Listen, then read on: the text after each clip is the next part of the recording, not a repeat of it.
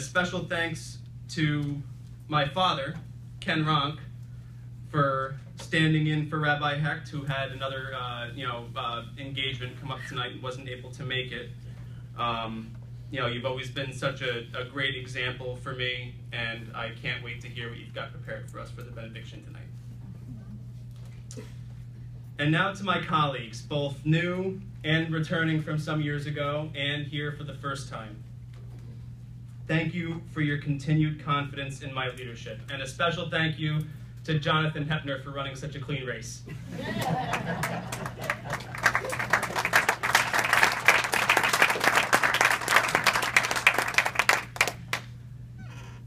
I truly believe that we've made a lot of progress as a body over the last 2 years, and with the wealth of talent, experience, and incoming tenacity on board, I know that we can make even greater strides over the next 2 years. One thing about this building and this legislative chamber that I want to impress on all of you, those who have been here for a little while, those who have been here for a long time, and those who are coming back. It's a really special place. We are all blessed to come here and do the people's work. I want to tell you a story. The names have been changed to protect the not so innocent.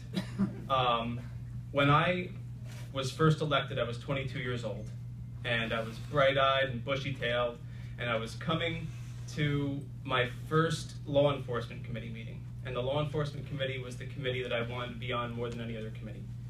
I was wearing a new suit, shoes all shined up, and a former legislator got into the elevator with me. And he had a frown on, and he was looking a little bit disheveled, and he scoffed at me. And I remember it, and I've told this story a bunch of times, but he scoffed at me, out loud. And he looked at me and said, "I used to be like you.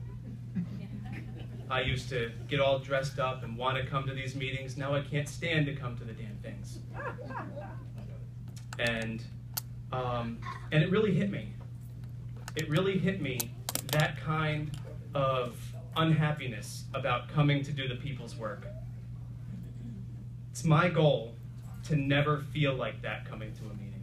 It's my goal to never be here long enough to feel like that, because I don't want to continue to come here to do the people's work if I don't feel like I can make a difference. And I feel like maybe that's what happened to that person. And I hope that for the rest of you as well.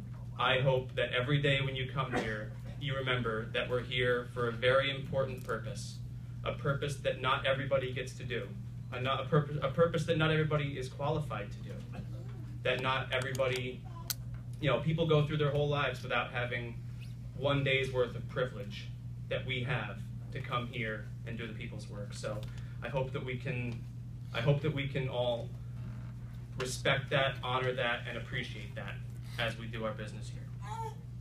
Over the coming weeks, I'm going to be speaking to each of you to find out where your interests lie and what your priorities are. To properly represent the 180,000 residents of Ulster County, we need to set aside petty animosity and our political disagreements to find areas of consensus and agreement.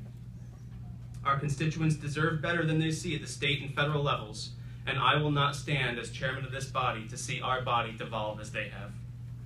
Next month, I'll be giving my chairman's address, in which I hope to bring ideas from both sides of the aisle together. We owe it to the people who sent us here to set aside politics and work for the common good. Thank you very much, and let's get to work.